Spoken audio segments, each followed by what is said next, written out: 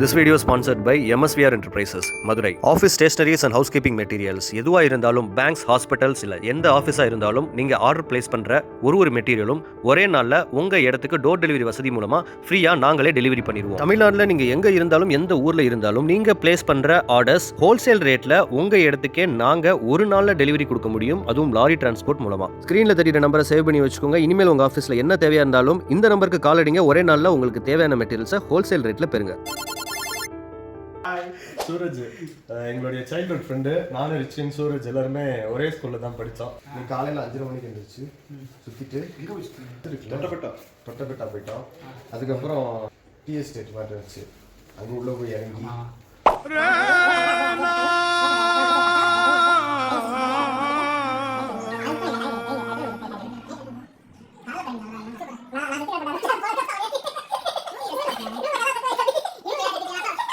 ஒரு 30 கிளம்புனால நீ சொல்லி கேட்டல.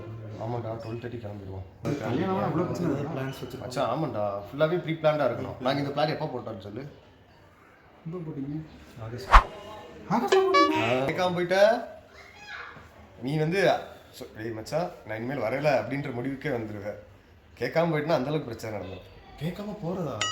எல்லாடி அவ்வளோதான்டா. நீ வீட்டில இருந்து வந்துடுவாங்க கிளம்பி. ஐயோ மாப்பிள்ளைய காணா எங்கே போயிட்டான்னு தெரியல. பேசிட்டு 2 அடினா அடிச்சுக்கமா, முடிய வேணா பிச்சுக்கமான்ட்டு போயிடலாம். அழுக ஆரம்பிச்சாங்கன்னா உனக்கு தள்ள வலி ஒரு மாதிரி பிரிச்சு இதாகி போயிடும் மச்சான். அடியற முடியல, இலக்கிது, வெயிட் தூக்க முடியல, எதுவும் பண்ண முடியல மாப்பிள்ள. வர நடக்கும்போது நிற்கிற மாதிரி இருக்கு மாப்பிள்ள. தண்ணி குடிச்சதுக்கு அப்புறம் கொஞ்சம் கண்ணு தெரியுது மாப்பிள்ள. அதுக்கப்புறம் 8 வச்சு போக வேண்டியதா இருக்கும். இந்த மாதிரி சாப்பிடலன்னா ஒரு மாதிரி கை கால்லாம் நடுங்குது. அதெல்லாம் சாப்பிடாம கிரவுண்ட்ல கிரிக்கெட் விளையாண்டுக்கிட்டு இருப்போம்டா. என்ன ஆயிப்போச்சு? என்னதான் ஆச்சு? என்னதான் வயசாச்சு? 80 வயசுல கேரி நடந்து போயிட்டு இருக்கு. பொட்டத்தண்ணி போயிட்டு வருது ஊர்ல இருந்து. நம்ம சாப்பிட்ற சாப்பாடு ஒயிட் ரைஸ், இப்போ அது எங்கதான் ஹெல்த்தியா இருக்கு? மஞ்சள் ரைஸ் என்ன ரைஸ் இருக்கு, சோள கஞ்சி இருக்கு. அப்ப சாப்பிட தெரியுதுல, அந்த மாதிரி நல்லா இருக்க மாட்டேங்குதுல. நல்லா இருக்க மாட்டேங்குது. தெனக்கஞ்சி கரெக்டாக இருக்கும் மச்சான் ரேட்டு. தெனக்கஞ்சி, அப்புறம் வந்து குதிரைவாளி அம்மா கேள்விப்பட்டிருக்கேன். இதெல்லாம் ஓரளவுக்கு இதாக இருக்கும்.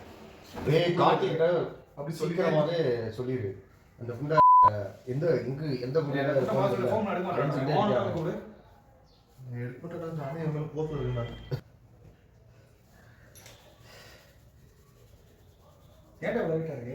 கேஸ்டா கேஸ் எடுக்க மாட்டேன். கார்த்தி எப்பயுமே யாராவது கால் எடுத்தா எடுக்க மாட்டான். ஏதாவது ஒரு விஷயம் அப்படின்னா மட்டும் அவன் ஏதாவது சொல்றதா இருந்து நான் மட்டும் அட்டன் பண்ணுவான். செஞ்சுட்டு கேவலமா ஒரு சிரிப்பு சிரிப்பான் பாருங்க, அப்பதான் டென்ஷன் ஆகும்.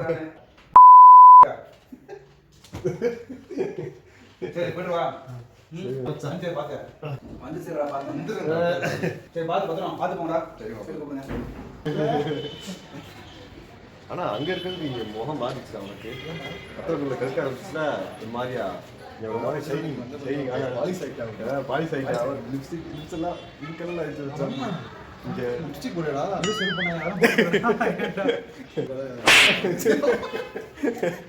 பாய் மச்சான் பாய்.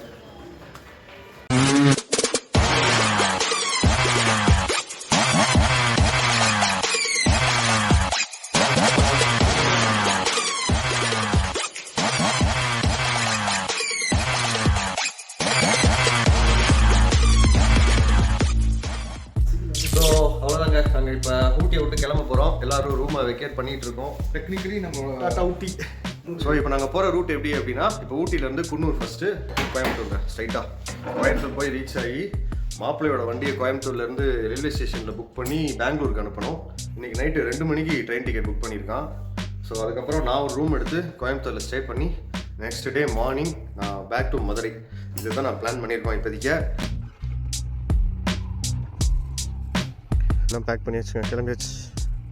ஊட்டிக்கு பை பாய் சொல்கிற நேரம் வந்துச்சு. போகலாம் மச்சா. ஏன்னு ஒரு 85 கிலோமீட்டர்ஸ் கோயம்புத்தூர் போய் எப்படி எதுவும் சேஃபாக ரீச் ஆகிடுவோம். சேஃப்டியாக ஸ்லோ அண்ட் ஸ்டடியாக போவோம். Next route starts. இப்போ டைம் வந்து 12:30. திடீர்னு மதியானம் பயங்கரமாக வெயில் அடிக்க ஆரம்பிக்குது.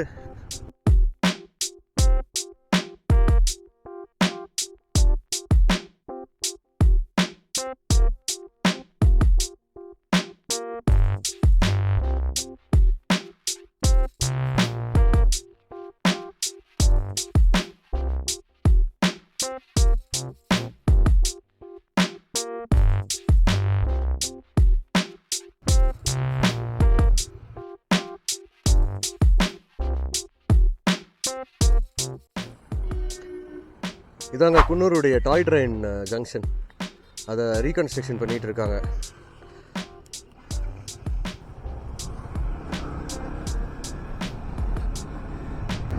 ஸ்டைலு ஸ்டைலுமா ஸ்டைலு ஸ்டைலே.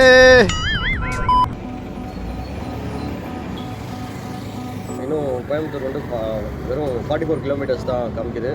மேட்டுப்பாளையம் அடுத்து அப்புறம் தரியலூர் அப்படின்னா கோவை ரயில்வே ஸ்டேஷன் பக்கத்தில் ஏதாவது ரூம் போட்டு ஃபஸ்ட்டு ரெஃப்ரெஷ் ஆகிட்டு மாப்பிள்ளையுடைய வண்டியை பார்சல் பண்ணலாம். கொஞ்சளவு எவ்வளோ ஸ்லோவாக ஸ்டெடியாக சேஃபாக வர முடியுமோ வந்துட்டோங்க. 2 நாளாகவே வந்து சில்லுன்னு இருக்கிற பிளேசஸில் நாங்கள் இருந்தாச்சு. இப்போ கீழே இறங்க எங்களுக்கு அந்த காதெல்லாம் சூடாகி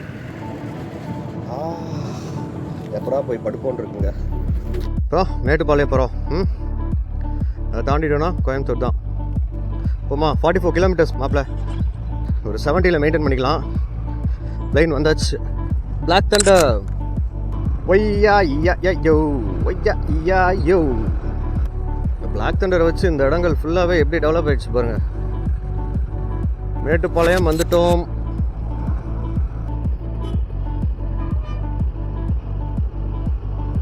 இன்னும் இந்த கை வலிக்குதுங்க. அப்பா க்ளவுஸ் யூஸ் பண்ண அடிக்கடி அந்த கிளச்சை மடக்கி வேற மாத்திரமா அப்படியே அந்த போன் இன்னும் ஜாயின் ஆகாமல் அந்த இடமே ரொம்ப வலிக்குது. கோயம்புத்தூருக்குள்ளே வந்தாச்சு. 5 PM நாங்கள் ரீச் ஆகிருக்கோம். ஏன்னா நாங்கள் ரொம்ப ஸ்லோவாக தான் வந்தோம்.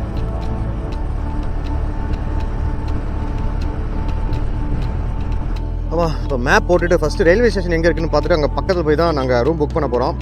கையை பாருங்கள், அப்படியே எக்ஸ்ட்ராக்ட் பண்ண ஸ்கெலிட்டன் மாதிரி இருக்குது. ஹெல்மெட் வெயிட்டு கொஞ்சம் தலைக்கு ஏற ஆரம்பிக்குது. இப்போ தான் பரவாயில்ல, கோயம்புத்தூர் ரீச் ஆகிட்டோம். வாங்க போவோம் ஃப்ரெண்ட்ஸ். சம்பவம் செஞ்சு விட்டுருச்சு கூகுள். நானும் ரயில்வே ஸ்டேஷனுக்கு மேப் போட்டிருந்தேன். நம்ம மாப்பிள்ளையும் ரயில்வே ஸ்டேஷனுக்கு நம்ம மாப்பிள்ளையும் டங்கு வளருது. மாப்பிள்ளையும் ரயில்வே ஸ்டேஷனுக்கு மேப் போட்டிருந்தான். ஆனால் எனக்கு வேறு ரயில்வே ஸ்டேஷன் காமிச்சிருந்துருக்கு, அவனுக்கு வேறு ரயில்வே ஸ்டேஷன் காமிச்சிருந்துருக்கு. 2 பேரும் பிரிஞ்சிட்டோம், தொலைஞ்சு போயிட்டோம். ஸோ அதனால் 2 பேரும் இப்போ ஒரு இடத்துல நிறுத்தி பேசி ப்ரூக்ஃபீல்ட்ஸ் ஸோ 2 பேரும் ஒரு இடத்துல நிறுத்தி பேசி நாங்கள் இப்போ உக்கடத்தில் இருக்கிற ரயில்வே ஸ்டேஷன் தெரிஞ்சுக்கோங்க. கோயம்புத்தூரில் நீங்கள் வண்டி புக் பண்ணணும் அப்படின்னு நீங்கள் நினச்சிங்க அப்படின்னா உக்கடத்தில் இருக்கிற ரயில்வே ஸ்டேஷன் விசாரிச்சுவாங்க. ஸோ அங்கே தான் இப்போ நான் மேப் போட்டிருக்கேன். அங்கே போயிட்டா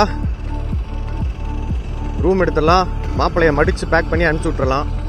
நல்லா ஊரை சுற்ற விட்டுருச்சு கூகுள். ஆனால் சார் உக்கடம் ரயில்வே ஸ்டேஷன் எப்படி சார் போகணும்? ஆமாம், லெஃப்ட் சைட்.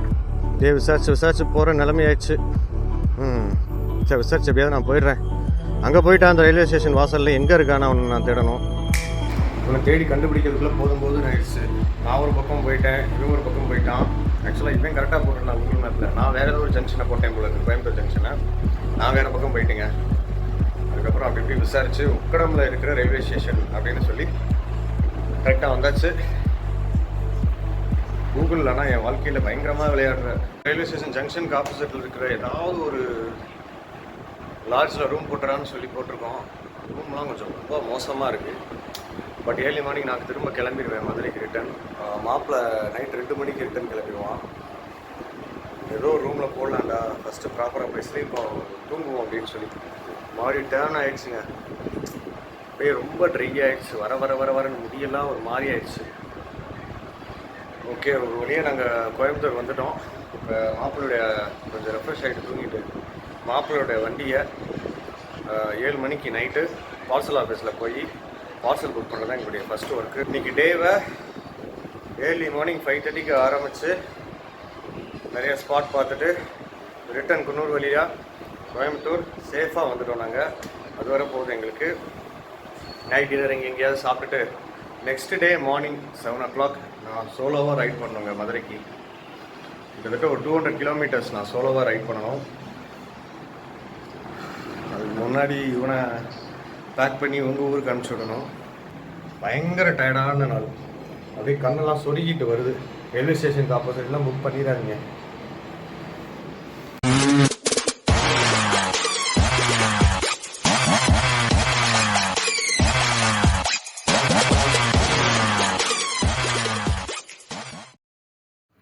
இது அங்கே கர்நாடகா கவர்மெண்ட்டுடைய ஆர்சி புக்கு என்னென்னமோ படம்லாம் போட்டிருக்குல.